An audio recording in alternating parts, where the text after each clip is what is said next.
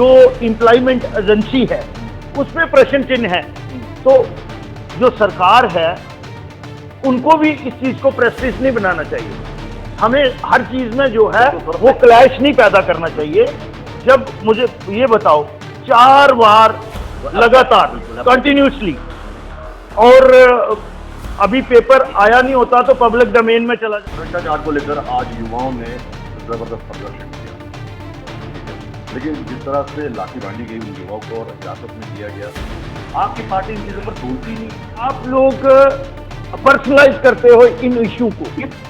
मुझे नो, ये क्वारलिंग है, जैसे दरानी जेठानी की लड़ाई होती है वैसे आप सवाल कर रहे हो। आप वजनदार सवाल मुझसे करिए। सर, देश इस समय यही जानना चाहता है कि कश्मीर के हालात सही है, की जानकारी के साथ आना चाहिए। हम ये कह रहे जानकारी नहीं, मैं उसी के बोल रहा हूँ ना। मैंने जब कहा कि सिलेक्टिव किलिंग हो रही है, सिलेक्टिव किलिंग में पहले मिलिटेंसी ने स्ट्रेटेजी चेंज कर दी उन्होंने। पहले वो अटैक करते थे, फिदाइन अटैक भी होते थे। अब सिलेक्टिव किलिंग जो है वो कश्मीर में हो रही है, जो हो रही है तो वो सबको नजर आ रही है। नमस्कार, जम्मू संवाद में आपका स्वागत है और मैं हूं ललित खजूरिया। पूर्व मंत्री श्यामलाल शर्मा जी हमारे साथ है, भारतीय जनता पार्टी के प्रदेश उपाध्यक्ष, वो हमारे साथ है। उन्हीं से हम बातचीत करेंगे। दरअसल जम्मू कश्मीर में चल क्या रहा है, आखिर किसकी हुकूमत चल रही है यहाँ पर। एलजी साहब जिस तरह के फैसले ले रहे हैं और ब्यूरोक्रेसी जिस तरह से हावी है, उससे भारतीय जनता पार्टी भी परेशान है। आए दिन कई आरोप लगते रहे हैं कि ब्यूरोक्रेसी हावी हो रही है। इसी पर हम चर्चा करेंगे और साथ ही चर्चा करेंगे आज किस तरह से उन लोगों पर, उन युवाओं पर लाठीचार्ज हुआ जिन्होंने भ्रष्टाचार को खत्म करने के लिए एक अलग जलाई। सर, स्वागत आपका। धन्यवाद खजूरिया जी। ये हो क्या रहा है? एलजी आपकी नहीं सुनते, जनता को जवाब देना आपके लिए मुश्किल हो जाता है। चल क्या रहा है जम्मू कश्मीर में? देखिए,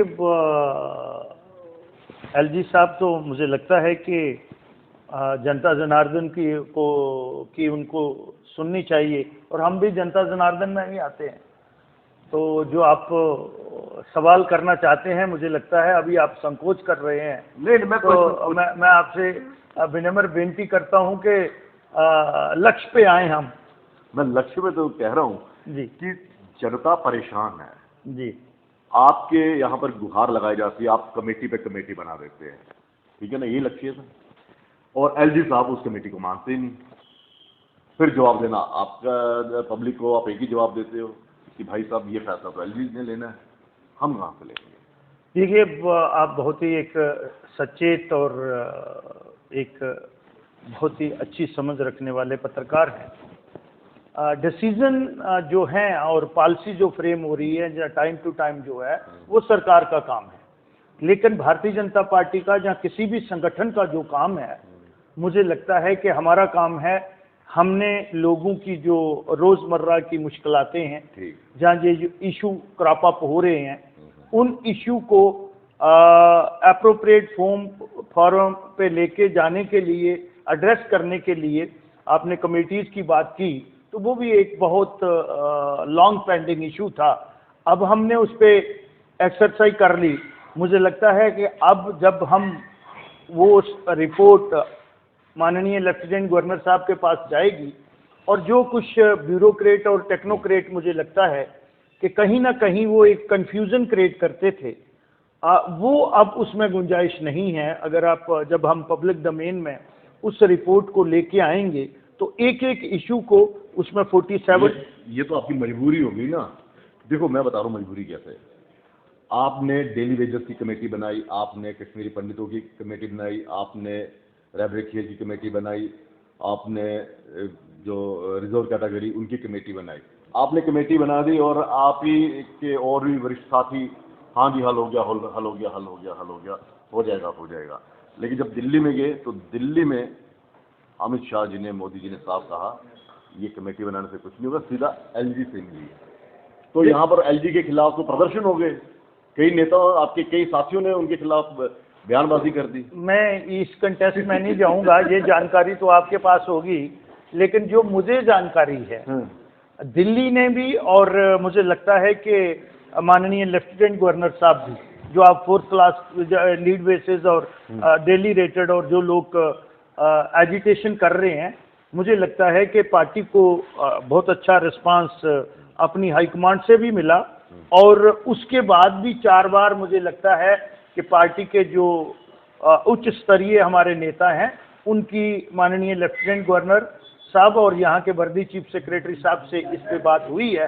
और कहीं ना कहीं एक बात आज भी वो वहाँ आ रहे हैं, जो एक मैंने आपको वहाँ बता रहा था कि एक कहीं ना कहीं एक कम्युनिकेशन गैप था। उस कम्युनिकेशन गैप में हम बोलते थे 1,20,000, 1,04,000। अब मुझे लगता है कि ऑनलाइन जो है, मैं ये बात कह रहा हूँ कि 60,000 से ऊपर नहीं है। तो लगता है हमारी कथनी और करनी में फर्क नहीं है, सरकार को इन चीज़ों का अब ज्ञान होगा, और हमारी रिपोर्ट से भी कहीं ना कहीं उनको ये सारी इंफॉर्मेशन मिलेगी। इंफॉर्मेशन तो मिलेगी, लेकिन सवाल फिर वही, आपने इंफॉर्मेशन दे दी कि कश्मीरी पंडित जो पीएम पैकेज के तहत लगे हैं उनकी लाइफ थ्रेट में, और इसलिए उनको वहाँ ना भेजा जाए। ये मैं नहीं कह रहा, ये आप ही के बीजेपीएम के युवा मोर्चा के जो अध्यक्ष हैं उन्होंने बोला। आपके कविंदर गुप्ता जी ने भी कहा कि अगर एलजी साहब को जम्मू कश्मीर का पता होता इस तरह के फैसले लेने से पहले हमसे आप मशवरा कर लेते। तो फैसला तो ले लिया उन्होंने, कहा जाना पड़ेगा, फिर आपकी कहाँ से सुनूं?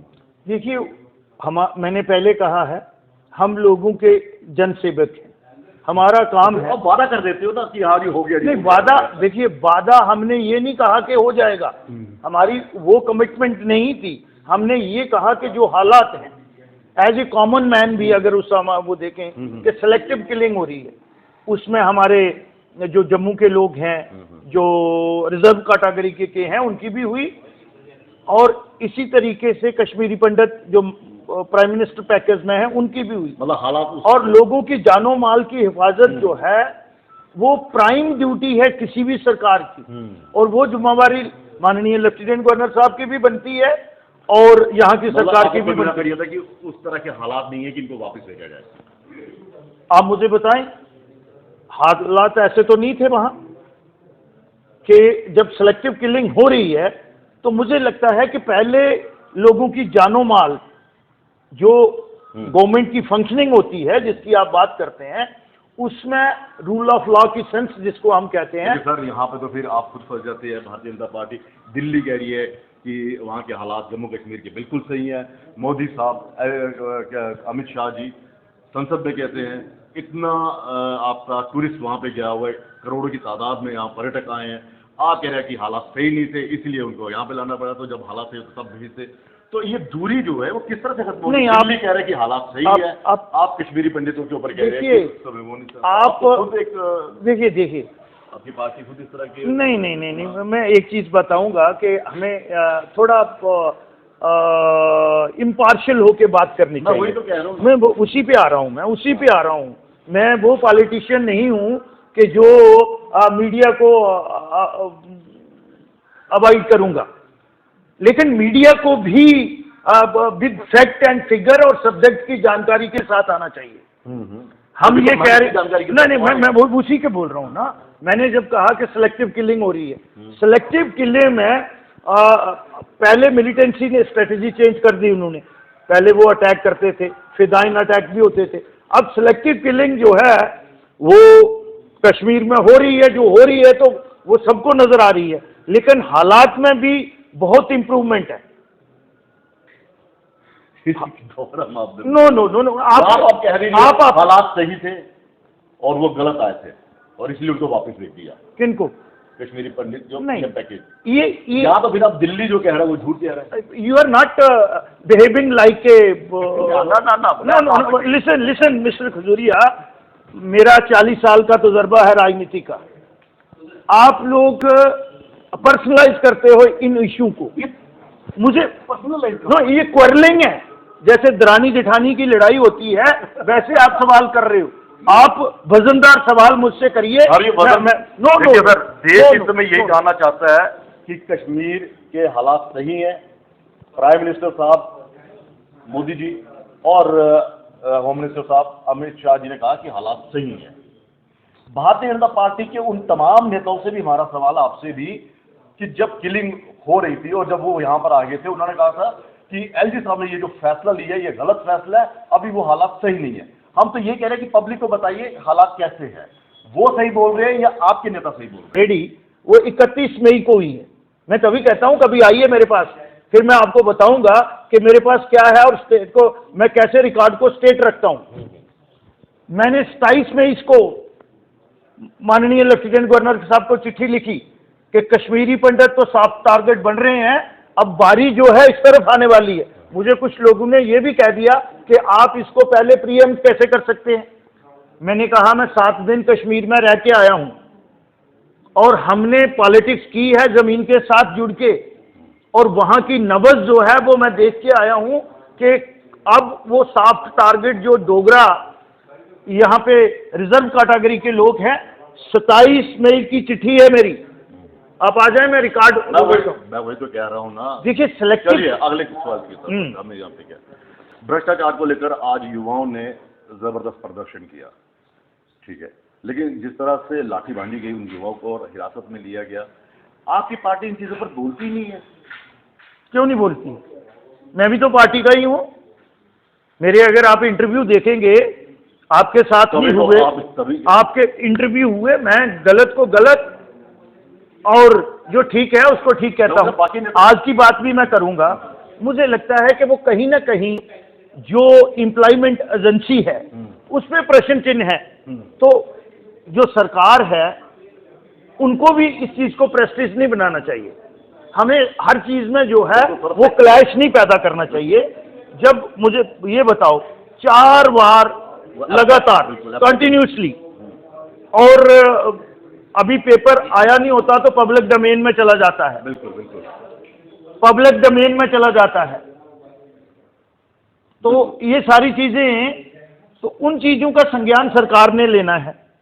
मैं भी तो पार्टी का ही आदमी हूं, बता रहा हूं। सब इंस्पेक्टर का 1 हुआ, 2 हुआ, 3 हुआ, अभी तक 3 साल में मुझे लगता है कि 6 सिलेक्शन लिस्टें जो है वो स्क्रैप हुई हैं, लेकिन किसी ऑफिसर की रिस्पांसिबिलिटी फिक्स नहीं की गई। सर्वर सिलेक्शन बोर्ड जो है वो एक इंस्टीट्यूशन है, उसकी भी रिस्पांसिबिलिटी फिक्स होनी चाहिए ना, उनकी भी अकाउंटेबिलिटी होनी चाहिए ना। They are the custodian, they are the custodian, उनकी जिम्मेवारी है। आप लिस्ट को स्क्रैप कर सकते। इसमें स्कैम्स हो रहे हैं एफटेक को लेकर, प्रशासन ने मतलब हठधर्मी पे आ गई कि हमने किसी से करवाने हैं, तो फिर ये कहा जाए कि भ्रष्टाचार जो है वो अपनी चरम सीमा पर है इस समय जम्मू कश्मीर में। देखिए, आपके सवाल बड़े बेबाकी से आप कर रहे हैं, मैं भी उसमें बड़ा स्टेट इन चीज़ों का जवाब दूंगा कि जनता जनार्दन जो है, कहते हैं कि आवाज़ाए खलक नगाड़ा खुदा। ये कहा जाता है कि लोगों की जो आवाज़ है वो ऊपर वाले की आवाज़ होती है। तो मुझे लगता है कि सरकार और हाकम जो है उसको, ये डेमोक्रेटिक सेटअप है, डेमोक्रेसी है यहाँ, वो सेंस समय पर बेल करनी चाहिए। और वो लड़के ये नहीं कह रहे हैं हम उन पे क्यों लाठीचार्ज करें, क्यों लॉ एंड ऑर्डर की यहाँ प्रॉब्लम क्रिएट करें। एक छोटी सी है उनकी कि ये एजेंसी जो है इसकी क्रेडेंशियल जो है बहुत ही डाउटफुल है, डाउटफुल भी नहीं है, टोटली एक्सपोज हो गई है। तो हम उसी एजेंसी को क्यों करें? मैं वही कह रहा हूँ, भ्रष्टाचार बढ़ रहा है ना, इसका मतलब है। मैं भ्रष्टाचार का वो मेरे पास कोई बैरोमीटर नहीं है, मैं उससे नापूं, पब्लिक है सब जानती है और आप लोग उससे ज्यादा बेहतर जानते हैं। अगर इतना स्कैम हो रहा है, कैंसिल हो रहे हैं, पकड़े जा रहे हैं, तो इसका मतलब कुछ ना कुछ तो है। सामने आया सब इंस्पेक्टर का स्कैम सामने आया, उसके बाद ये चीज कह दीजिए ना, हाँ भ्रष्टाचार बढ़ रहा है, नहीं आप स्कैम गिना रहे नहीं, मैं पैसे देकर I am nobody to के मैं इसको किसी स्केल में नापूं। ये पब्लिक डोमेन में है सारी बातें। कि मुझे ये बताओ कि पहले भी सर्वर सिलेक्शन बोर्ड जो है वो सिलेक्शंस होती थी, पुलिस ने 4400 कांस्टेबल अपॉइंट किया था ना, कहीं भी कोई प्रश्न चिन्ह आया कि एक भी कांस्टेबल, और first time in the history, मैं अपने पॉलिटिकल कैरियर में भी कहता हूं, पहले सिफारिश चलती होगी, लेकिन पहली बार मैंने देखा कि वो ट्रांसपेरेंट मैनर से वो 4400 कांस्टेबल जो है भर्ती हुआ, कोई किंतु परंतु नहीं। जितने भी दलाल और दूसरे लोग कहीं सब बाहर हो गए थे। जब करने पे कोई आए, और इट डिपेंड्स अपॉन द जो हेड ऑफ द इंस्टीट्यूशन, और जो वो इंस्टीट्यूशन में जो लोग काम कर रहे हैं, ये उनकी रिस्पॉन्सिबिलिटी है। वही आज की जो बात है, तो भारतीय जनता पार्टी किस तरह से इन चीजों को एलजी साहब के पास ले जाएगी? देखिए, ये बातें हम ये तो चलिए आपने बताने नहीं है पब्लिक में। ये एक और सवाल दूसरा, हाँ, आपके नेता कहते हैं कि ये एलजी साहब का हुक्म है जो भी है, विपक्ष आरोप लगाता है कि आप बोलने नहीं देते। आज विपक्ष पर भी सवाल उठने हैं, तो विपक्ष को मजबूत होने देंगे या फिर चलता रहेगा जी आ जाओ? देखिए, मैं आपको एक बात बताता हूँ, ये प्रकृति का नियम है। हम विपक्ष को कहाँ कमजोर कर रहे हैं? हम तो चाहते हैं, मैंने वो आरोप लगाते हैं, वो तो आरोप कोई भी किसी पे कुछ भी लगा सकता है। हम तो चाहते हैं कि विपक्ष, डेमोक्रेसी की जो सेंस है, विपक्ष जो है वो बहुत स्ट्रांग होना चाहिए, सो दैट जो ट्रेजरी बेंचेस वाले हैं उनको ऑन टो रखें। आज यहाँ ना विपक्ष है ना पक्ष है, यहाँ ब्यूरोक्रेट, टेक्नोक्रेट और माननीय लेफ्टिनेंट गवर्नर साहब की गवर्नमेंट है, ठीक है ना। जितना उनको पूछा जाता है इतना ही हमको पूछा जाता है, और हम भी मतलब हमारी डायरेक्ट इन्वॉल्वमेंट में सरकार में है कोई? हम कहीं कोई ऐसे इंस्टीट्यूशन पे हैं यहाँ हम टाउन डिक्टेट कर सकते हैं?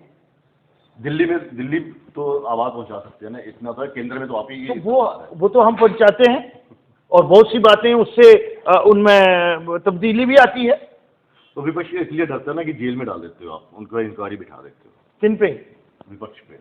विपक्ष मतलब इनडायरेक्ट। देखो, जिसने जो क्राइम करेगा, अच्छा, वो पक्ष का हो या विपक्ष का हो। अब कर्नाटका में वो पक्ष का था या विपक्ष का था जिसके घर से 8 करोड़ रुपया पकड़ा गया? ये बताओ मुझे, वो किसका था? जम्मू कश्मीर में वो डरते हैं ना साहब। कौन जम्मू कश्मीर में पक्ष और विपक्ष है ही नहीं, इनडायरेक्टली तो है ना। यहाँ पक्ष और विपक्ष ये है, हाँ ये कह सकते हैं आप कि यहाँ जो हमारे लोगों के चुने हुए नुमाइंदे हैं, 3 टियर सिस्टम जो है वो फुली एम्पावर नहीं हुआ। और ये प्रकृति का नियम है कि कोई भी आदमी अपनी अथॉरिटी दूसरे का साथ शेयर नहीं करता है। 3 टियर सिस्टम अगर फुली फंक्शनल हो जाए, मैं बड़ा बसूख के साथ ये बात कह रहा हूं, तो यहाँ 80% जो लोकल सेल्फ गवर्नमेंट है वो पंचायतों ने और बलदियातीदारों ने देनी, उनको भी प्रश्न चिन्ह लगा दिया। प्रॉपर्टी टैक्स भाई हाँ। लगाओ, कौन मना कर रहा है? प्रॉपर्टी टैक्स पे आते हैं, इसको लेकर भाजपा का क्या है? किस पे? प्रॉपर्टी टैक्स पर हमारा सबका बयान आ रहा है। हाँ, क्या मेरे भी आपने देखा होगा। लगना चाहिए। देखिए, रिफॉर्म्स जो हैं वो होने चाहिए, उनकी जरूरत होती है ठीक सिस्टम में। अगर आज हम अपना रेवेन्यू रिसीट और रेवेन्यू कंपोनेंट देखेंगे, रेवेन्यू रिसीट ये है कि जो हमारी इनकम है, रेवेन्यू कंपोनेंट जो है वो हमारा एक्सपेंडिचर है, खर्चा हो गया जितना खर्चा जो है। तो हम 3 महीने की सैलरी नहीं दे सकते, बट एप्रोप्रिएट टाइम और जो ड्यू प्रोसीजर होता है गवर्नमेंट की फंक्शनिंग का, बड़ी जिम्मेवारी के साथ कह रहा हूं कि जब आपके पास यहाँ कारपोरेशन है, म्युनिसिपल कमेटी हैं, आपके पास म्युनिसिपल काउंसिल्स हैं, तीनों 3 टियर इन प्लेस है ना, और लोगों के चुने हुए लोग हैं। और मैं लगना चाहिए ना कि मैं पहले उस चीज का जवाब दे रहा हूं। आपने एक्ट में अमेंडमेंट लाई, उनको भी ऑन बोर्ड ले लेते, उनके लिए तो आसान कर दिया। They are not accountable, they are not answerable to the people. वो कह रहे हैं हमें पूछा ही नहीं, तो आप ऐसा काम ही क्यों करते हैं? अब जाके आप बोल रहे हैं अब डीसी भी, डीएम भी जाएं, बाकी भी जाएं, वो भी जाएं, पब्लिक डोमेन में भी जाएं पेपर। अगर ये एक्सरसाइज पहले ही कर लेते, अगर ये सेंस पहले ही परवेल कर लेते, तो आज ये जो अनसर्टनिटी है, और मैंने पहले कहा कि एक अलग कंफ्लिक्ट जोन बना रहे हैं हम, क्यों सरकार और जनता के बीच क्लैश पैदा हो? तो अब वो समझा रहे, अब ठीक है क्या? अब सरकार समझा रही है कि प्रॉपर्टी टैक्स बड़ा जरूरी है, अब ठीक है। देखिए, जरूरी है या नहीं है, पहले बात मैंने बता दी। सुनिए, बात तो सुना करें ना आप इतना मंजे हुए खिलाड़ी हो तो स्पष्ट रूप से बोलते नहीं है ना, घुमा रहे हैं ना सारी चीजें। सवाल आपने पूछने हैं, जवाब मैंने देने हैं। जवाब घुमा, जवाब मैंने देने हैं। घुमा के जवाब मैं सीधा पूछ रहा हूँ कि क्या ये फेवर में है, क्या हित में है लोगों के? इस समय अप्रोप्रिएट टाइम नहीं था, ठीक, क्योंकि ये जम्मू कश्मीर रियासत को पहले अंडरस्टैंड करना होगा। जो ब्यूरोक्रेट भी हैं, जब टेक्नोक्रेट हैं, जब दूसरे लोग, मतलब सरकार बनती तो सरकार ही देखिए, करता है। एक पहले बात तो सुन लिया करो ना आप। आपके नॉलेज के लिए भी मैं दूंगा कुछ, आप लोग बड़े काबिल लोग हैं, लेकिन यहाँ से मिलेगा वहां से। ये रियासत जो है, इसने 5 जंगें फुल फ्लैश देखी हैं। हिंदुस्तान की किसी भी रियासत ने 5 जंगें नहीं देखी हैं। अब हम यूपी के साथ, चंडीगढ़ के साथ, भोपाल के साथ इसका कंपैरिजन करते हैं। हम तो रहे ही डिस्टर्बेंस में। 35 साल हो गया हमने प्रॉक्सी वार में। 4 जंगें पाकिस्तान के साथ लड़ी, 1 चाइना के साथ लड़ी, पूरा जम्मू कश्मीर ने लड़ी है। बाकी कोई भी हिंदुस्तान की एक भी स्टेट, केंद्र था नहीं, एक भी स्टेट बता दो ना। तो ये जो हम लोग हैं पुंछ रजौरी वाले, जहाँ यहाँ उड़ी, करनाल, करगिल, ले, तो ये इन्होंने तो 6 जंगे फुल फ्लैश देखी हैं, करगिल वार भी देखी है। तो अब हम कंपैरिजन करेंगे कि यहाँ रिफॉर्म्स नहीं हुए। एंड मोर ओवर, ये जो है वेलफेयर स्टेट है, फूड डेफिसिट स्टेट है। आज भी मेरे यहाँ 50% से ज्यादा फूड ग्रेन जो है वो बाहर से आता है। लैंड होल्डिंग अगर रेस्ट ऑफ द कंट्री की आप देखेंगे, वहां 20 कनाल होगी पर फैमिली, यहाँ 8 कनाल से ऊपर नहीं है। एंड उसमें से भी 60% लैंड इज बैरन लैंड। तो इसलिए रिफॉर्म्स हम भी चाहते हैं कि हम नहीं चाहते कि हम डिपेंडेंट रहें गवर्नमेंट ऑफ इंडिया पे, हिंदुस्तान पे। हम भी चाहते हैं सेल्फ रिलायंस बने, लेकिन उसके लिए हमें समय कब मिला इस जम्मू कश्मीर रियासत को? तो कितना समय मिलना चाहिए था, आपको क्या लगता है? या फिर आपकी सरकार बनती है, किसी भी सरकार बनती है, तो सरकार पर ये छोड़ देना चाहिए? पहले तो यहाँ हालात ठीक होने चाहिए। ठीक, हालात ठीक है ना। और जो हमारे रिसोर्स हैं उनको एक्सप्लोर करने की जरूरत है। ठीक। और अभी तो हमारे पास अगर माता वैष्णो देवी की जो पिलग्रिम टूरिज्म एक इंडस्ट्री है, ये नहीं हो, ये हमें बहुत सी लोगों को पालती है। इसी तरीके से कश्मीर में टूरिज्म डेस्टिनेशन है यही। और थोड़ा था पहले हमारे पास फॉरेस्ट, उसमें चंद फैमिलियां जो हैं वो ग्रो कर गई और रियासत मेरी कमजोर होगी। एंटी एंक्रोचमेंट ड्राइव जो चल रही है, इसको किस तरह से देखते हैं? इसमें भी मैं आपको एक बात बताऊंगा, फिर आपने कहना ये सवाल बड़े करता है। करने तो खजूरिया साहब ने मुझे मैं बताता हूँ, ये भी बहुत अच्छी चीज थी अगर एडमिनिस्ट्रेशन इस पे एक्सरसाइज करके एग्जीक्यूट करती। इंक्रोचमेंट और ग्रैबिंग में फर्क होता है। हमने इंक्रोचर पे एक्शन किया, ग्रैबर्स पर नहीं किया। जो लैंड ग्रैबर हैं माय डियर खजूरिया, उन पे नहीं किया। अगर सरकार के पास लिस्ट नहीं है तो मैं देता हूं। यहां ऐसे ऐसे लोग हैं जिन्होंने 2-2 कनाल पे, और वो मंत्री भी रहे हैं, ब्यूरोक्रेट भी रहे हैं। आपके पास लिस्ट है तो एलजी साहब से समय मांगी, दीजिए उनको। उनके पास 681 की है ना, IT वो जिसने उसमें हाई कोर्ट में है ना उनके पास। नहीं, जो लिस्ट आपके पास तो वो पब्लिक डोमेन में रखे ना यार। मैं वही तो कह रहा हूँ, जो भी है एक्शन होना चाहिए। मैं वही बोल रहा हूँ, मैं आपसे ज्यादा जोर से बोल रहा हूँ कि होना चाहिए, लेकिन इंक्रोचर की डेफिनेशन में चेंज करूंगा। इंक्रोचर जो है, और एनक्रोचर्स में अंतर है। इंक्रोचर वो है कि जिसने चलो 12 मरले मैंने 13 कर ली, 14 कर ली, या कनाल कर ली। लेकिन ग्रैबर कौन सा पकड़ा आपने? 40 कनाल सिर्फ नीडो को डिस्पोजेस किया, हमने रिट्रीव कर ली, और शोर इतना बना दिया कि यहाँ हिंदू मुसलमान का झगड़ा हो गया, दूसरे का हो गया।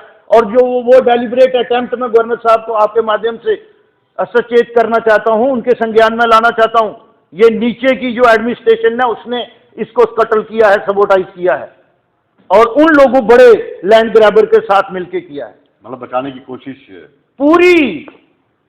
पूरी है। मौका दे दिया एकदम, नहीं मौका दे दिया, शोर डाल दिया लोगों में। जब लोगों की बात दिल्ली तक भी गई, जहां भी गई, तो उसको होल्ड पे करना पड़ा। तो ऐसे ही आप लोग भाई 100 आदमी को पहले आइडेंटिफाई कर लो।